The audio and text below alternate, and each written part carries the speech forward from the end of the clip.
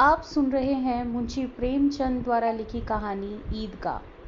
रमज़ान के पूरे 30 रोज़ों के बाद ईद आई है।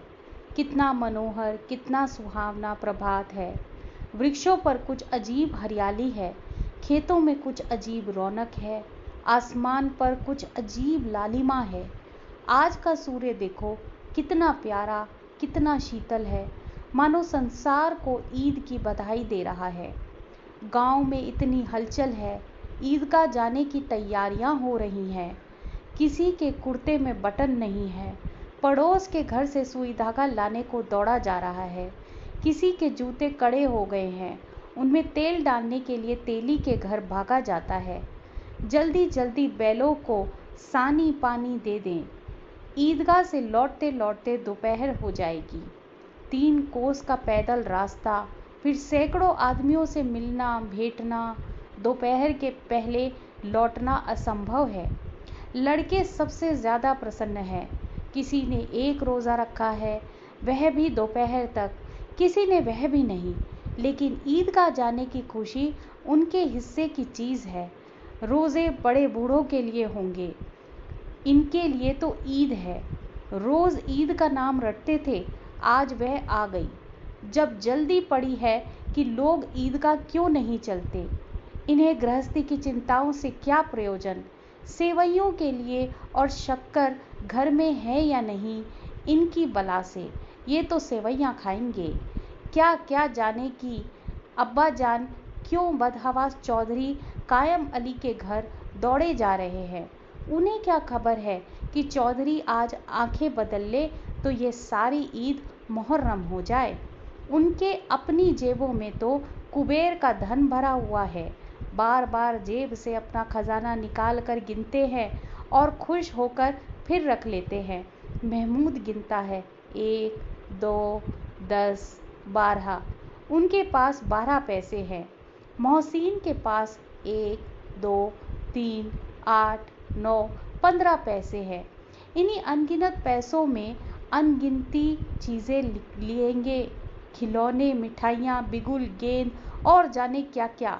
और सबसे ज़्यादा प्रसन्न है हामिद। वह 4-5 साल का गरीब सूरत दुबला पतला लड़का, जिसका बाप गत वर्ष हैजे की भेंट हो गया और माँ ना जाने क्यों पीली होती होती एक दिन मर गई। किसी को पता ना चला क्या बीमारी है। कहती भी तो कौन सुनने वाला था। दिन पर जो बीतती वह दिल में ही सहती, और जब न सहा गया तो संसार से विदा हो गई। अब हामिद अपनी बूढ़ी दादी अमीना की गोद में सोता है और उतना ही प्रसन्न है। उसके अब्बा जान रुपए कमाने गए हैं, बहुत सी थैलियाँ लेकर आएंगे। अम्मी जान अल्लाह मियाँ के घर से उसके लिए बड़ी अच्छी अच्छी चीज़ें लाने गई है, इसलिए हामिद प्रसन्न है।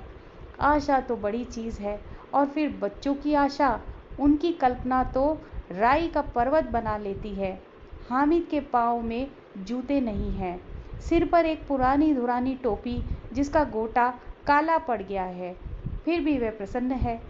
जब उसके अब्बाजान थैलियाँ और अम्मी जान नियामतें लेकर आएंगी तो वह दिल के अरमान निकाल लेगा।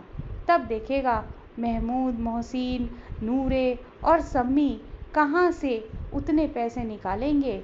अभागिन अमीना अपनी कोठरी में बैठी रो रही है। आज ईद का दिन और उसके घर में दाना नहीं। आज आबिद होता तो क्या इस तरह ईद आती और चली जाती। इस अंधकार और निराशा में वह डूबी जा रही है।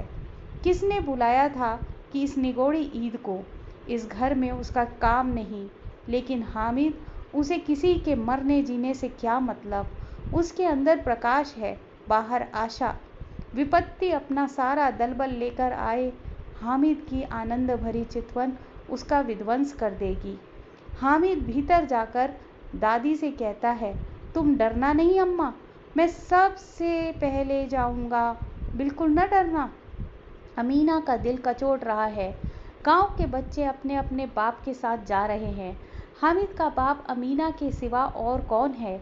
उसे कैसे अकेले मेले जाने दे। उस भीड़ भाड़ में बच्चा कहीं खो जाए तो क्या हो। नहीं, अमीना इसे यों न जाने देगी। नन्ही सी जान, 3 कोस चलकर कैसे जाएगा। पैर में छाले पड़ जाएंगे। जूते भी तो नहीं है। वह थोड़ी थोड़ी दूर पर उसे गोद ले लेगी। लेकिन यहाँ सेवैयाँ कौन पकाएगा? पैसे होते तो लौटते लौटते सब सामग्री करके चटपट बना लेती। यहाँ तो घंटों चीज़ें जमा करते लगेंगे। मांग ही का तो भरोसा ठहरा। उस दिन फ़हीमन के कपड़े सिए थे, 8 आने पैसे मिले थे। उस अठन्नी को ईमान की तरह बचाती चली आती थी इसी ईद के लिए। लेकिन कल ग्वालिन सिर पर सवार हो गई तो क्या करती?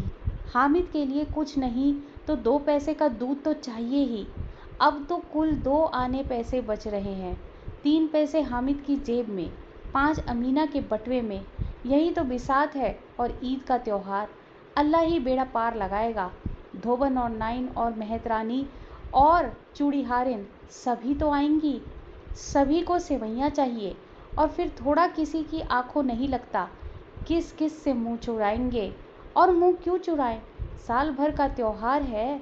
जिंदगी खैरियत से रहे, उसकी तकदीर भी तो उसी के साथ है। बच्चे को खुदा सलामत रखे, ये दिन भी कट जाएंगे। गांव से मेला चला और बच्चों के साथ हामिद भी जा रहा था। कभी सबके सब दौड़कर आगे निकल जाते, फिर किसी पेड़ के नीचे खड़े होकर साथ वालों का इंतज़ार करते। ये लोग क्यों इतना धीरे चल रहे हैं? हामिद के पैरों में तो जैसे पर लग गए थे। वह कभी थक सकता है? शहर का दामन आ गया। सड़क के दोनों ओर अमीरों के बगीचे हैं। पक्की चारदीवारी बनी हुई है। पेड़ों में आम और लीचियां लगी हुई हैं। कभी कभी कोई लड़का कंकड़ी उठाकर आम पर निशाना लगाता है। माली अंदर से गाली देता हुआ निकलता है। लड़के वहाँ से 1 फरलांग पर हैं, खूब हंस रहे हैं। माली को कैसा उल्लू बनाया है। बड़ी बड़ी इमारतें आने लगी। ये अदालत है, ये कॉलेज है, ये क्लब घर है।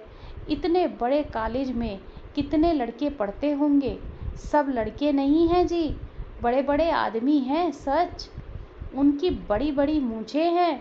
इतने बड़े हो गए, अभी तक पढ़ने जाते हैं। न जाने कब तक पढ़ेंगे और क्या करेंगे इतना पढ़कर। हामिद के मदरसे में 2-3 बड़े बड़े लड़के हैं, बिल्कुल 3 कौड़ी के हैं। रोज़ मार खाते हैं, काम से भी जी चुराने वाले।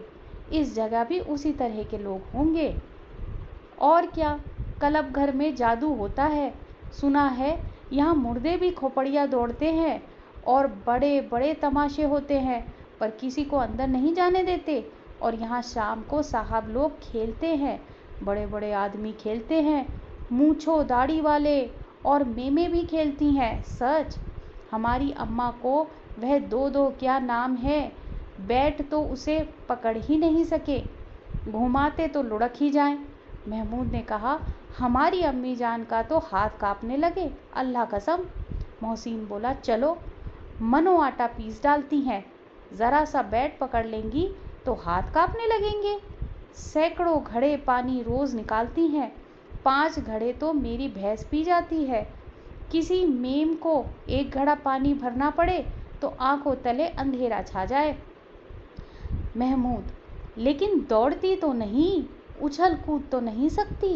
मोहसिन, हाँ, उछल कूद नहीं सकती, लेकिन उस दिन मेरी गाय खुल गई थी और चौधरी के खेत में जा पड़ी थी, तो अम्मा इतनी तेज़ दौड़ी कि मैं उन्हें पा ना सका सच। आगे चले, हलवाइयों की दुकान शुरू हुई। आज खूब सजी हुई थी। इतनी मिठाइयाँ कौन खाता है? देखो ना, एक एक दुकान पर मनो होंगी। सुना है रात को जिन्नात आकर खरीद ले जाते हैं। अब्बा कहते थे कि आधी रात को एक आदमी दुकान पर जाता है और जितना माल बचा होता है वह तुलवा लेता है और सचमुच के रुपए देता है, बिल्कुल ऐसे ही रुपए। हामिद को यकीन न आया, ऐसे रुपए जिन्नात को कहाँ से मिल जाएंगे? मोहसिन ने कहा, जिन्नात को रुपए की क्या कमी, जिस खजाने में चाहे चले जाए, लोहे के दरवाजे इन्हें नहीं रोक सकते जनाब। आप हैं किस फेर में? हीरे जवाहरात तक उनके पास रहते हैं। जिससे खुश हो गए उसे टोकरो जवाहरात दे दिए, अभी यहीं बैठे हैं, 5 मिनट में कलकत्ता पहुंच जाएं। हामिद ने फिर पूछा, जिन्नात बहुत बड़े बड़े होते होंगे? मोहसिन, एक एक आसमान के बराबर होता है जी। ज़मीन पर खड़ा हो जाए तो उसका सिर आसमान से जा लगे, मगर चाहे तो एक लोटे में घुस जाए। हामिद, लोग उन्हें कैसे खुश करते होंगे, कोई मुझे वे मंत्र बता दे तो एक जिन को खुश कर लूं। मोहसिन, अब ये तो मैं नहीं जानता, लेकिन चौधरी साहब के काबू में बहुत जिन्नात हैं। कोई चीज़ चोरी चली जाए, चौधरी साहब उसका पता लगा लेंगे और चोर का नाम भी बता देंगे। जुमराती का बचवा उस दिन खो गया था। 3 दिन हैरान हुए, कहीं ना मिला। तब झक मारकर चौधरी के पास गए। चौधरी ने तुरंत बता दिया कि मवेशी खाने में है और वहीं मिला। जिन्नात आकर उन्हें सारे जहान की खबर दे जाते हैं। अब उसकी समझ में आ गया कि चौधरी के पास क्यों इतना धन है और क्यों उनका इतना सम्मान है। आगे चले ये पुलिस लाइन है, यहीं सब कांस्टेबल कवायद रहते हैं। रैटन फार्म फो रात को बेचारे घूम घूम कर पहरा देते हैं, नहीं चोरियां हो जाएं। मोहसिन ने प्रतिवाद किया, यह कांस्टेबल पहरा देते हैं, तभी तुम बहुत जानते हो। अजी हजरत, यही चोरी कराते हैं। शहर के जितने चोर डाकू हैं अब इनसे मिलते हैं। रात को ये लोग चोरों से कहते हैं कि चोरी करो और आप दूसरों मोहल्लों में जाकर जागते रहो पुकारते हैं। जब ही इन लोगों के पास इतने पैसे आते हैं। मेरे मामू एक थाने में कांस्टेबल है, 20 रुपये महीना पाते हैं, लेकिन 50 रुपये घर भेजते हैं। अल्लाह कसम, मैंने एक बार पूछा था कि मामू आप इतने रुपए कहाँ से पाते हैं। हंसकर कहने लगे, बेटा अल्लाह देता है। फिर आप ही बोले, हम लोग चाहे तो एक दिन में लाखों मार लाएं। हम तो इतना ही लेते हैं जितना अपनी बदनामी ना हो और नौकरी ना चली जाए। हामिद ने पूछा, ये लोग चोरी करवाते हैं तो कोई इन्हें पकड़ता नहीं। मोहसिन उनकी नादानी पर दया दिखाकर बोला, अरे पागल, इन्हें कौन पकड़ेगा, पकड़ने वाले तो ये लोग खुद हैं। लेकिन अल्लाह इन्हें सज़ा भी खूब देता है। हराम का माल हराम में जाता है। थोड़े ही दिन हुए मामू के घर आग लग गई, सारी लेई पूंजी जल गई, एक बर्तन तक ना बचा। कई दिन पेड़ के नीचे सोए, अल्लाह कसम पेड़ के नीचे। फिर ना कहना, फिर ना जाने कहाँ से 100 रुपये कर्ज लाए तो बर्तन भांडे आए। हामिद, 100 तो 50 से ज़्यादा होते हैं। कहाँ 50, कहाँ 100। 50 एक थैली भर होता है, सो तो 2 थैलियों में भी न आए। अब बस्ती घनी होने लगी, ईदगाह जाने वालों की टोलियां नजर आने लगी। एक से एक भड़कीले वस्त्र पहन हुए, कोई के दागे पर सवार, कोई मोटर पर, सभी इत्र में बसे, सभी के दिलों में उमंग। ग्रामीणों को वह छोटा सा दल अपनी विपन्नता से बेघर, संतोष और धैर्य से मगन चला जा रहा था। बच्चों के लिए नगर के सभी चीज़ें अनोखी थी। जिस चीज़ की और ताकते ही रह जाते और पीछे से बार बार हॉर्न की आवाज़ होने की भी न चेतते। हामिद तो मोटर के नीचे जाते जाते बचा। सहसा ईदगाह नज़र आया।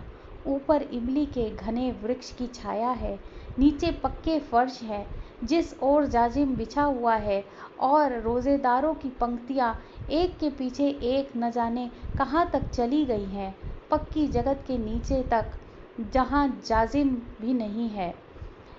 नए आने वाले आकर पीछे की कतार में खड़े हो जाते। आगे जगह नहीं है। यहाँ कोई धन और पद नहीं देखता। इस्लाम की निगाह में सब बराबर हैं। इन ग्रामीण ने भी वज़ू किया और पिछली पंक्ति में खड़े हो गए। कितना सुंदर संचालन है, कितना सुंदर व्यवस्था है। लाखों सिर एक साथ सजदे में झुक जाते हैं, फिर सब के सब एक साथ खड़े हो जाते हैं, एक साथ झुकते और एक साथ घुटनों के बल बैठ जाते हैं।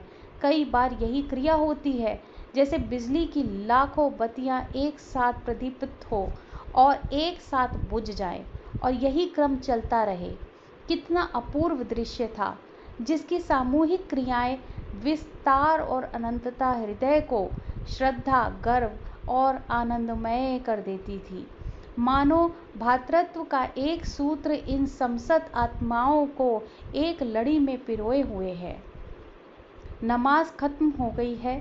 लोग आपस में गले मिल रहे हैं, तब मिठाई और खिलौने की दुकान पर धावा होता है। ग्रामीणों की वह दल इस विषय में बालकों से कम उत्साहित नहीं है। यह देखो हिंडोला है, 1 पैसे देकर चढ़ जाओ। कभी आसमान पर जाते हुए मालूम होगे, कभी जमीन पर गिरते हुए। यह चरखी है, लकड़ी के हाथी, घोड़े, ऊंट छड़ों से लटके हुए हैं। 1 पैसा देकर बैठ जाओ और 25 चक्रों का मजा लो। महमूद और मोहसिन, नूरे और सम्मी इन घोड़ों और ऊंटों पर बैठते हैं। हामिद दूर खड़ा है, 3 ही पैसे तो उसके पास थे। अपने कोष का 1/3 जरा सा चक्कर खाने के लिए वह नहीं दे सकता। सब चरखियों से उतरे हैं, अब खिलौने लेंगे। इधर दुकानों की कतार लगी हुई है, तरह तरह के खिलौने हैं। सिपाही और गुजरिया, राजा और वकील, भिश्ती और धोबिन और साधु, वाह कितने सुंदर खिलौने हैं। अब बोलना ही चाहते हैं। अहमद सिपाही लेता है, खाकी वर्दी और लाल पगड़ी वाला, कंधे पर बंदूक रखे हुए। मालूम होता है अभी कवायद किए चला जा रहा है। मोहसिन को भिश्ती पसंद आया, कमर झुकी हुई, ऊपर मशक रखे हुए है, मशक का मुंह एक हाथ से पकड़े हुए है। कितना प्रसन्न है, शायद कोई गीत गा रहा है, बस मशक से पानी उड़ेलना चाहता है। नूरे के वकील से प्रेम है, किसी विद्वता है, उसकी मुख पर काला चोगा, नीचे सफ़ेद अचकन, अचकन के सामने की जेब में घड़ी, सुनहरी जंजीर, एक हाथ में कानून का पोथा लिए हुए। मालूम होता है अभी किसी अदालत में जिरह या बहस किए चले आ रहा है। ये सब 2-2 पैसे के खिलौने हैं। हामिद के पास कुल 3 पैसे हैं। इतने महंगे खिलौने वह कैसे ले? खिलौने कहीं हाथ से छूट पड़े तो चूर चूर हो जाएं। 3 पैसे हैं, इतने महंगे खिलौने वो कैसे ले? खिलौने कहीं हाथ से छूट पड़े तो चूर चूर हो जाएं। ज़रा पानी पड़े तो सारा रंग धुल जाए। ऐसे खिलौने लेकर वह क्या करेगा, किस काम के? मोहसिन कहता है, मेरा भिश्ती रोज़ पानी दे जाएगा सांझ सवेरे। महमूद, और मेरा सिपाही घर का पहरा देगा। कोई चोर आएगा तो फौरन बंदूक के फेर कर देगा। नूरे, और मेरा वकील खूब मुकदमा लड़ेगा। सम्मी, और मेरा धोबिन रोज़ कपड़े धोएगा। हामिद खिलौनों की निंदा करता है, मिट्टी के ही तो हैं, गिरे तो चकनाचूर हो जाएं। लेकिन ललचाई हुई आंखों से खिलौनों को देख रहा है और चाहता है कि ज़रा देर के लिए उन्हें हाथ में ले सकता। उसके हाथ अनायास ही लपकते हैं, लेकिन लड़के इतने त्यागी नहीं, विशेषकर जब अभी नया शौक हो।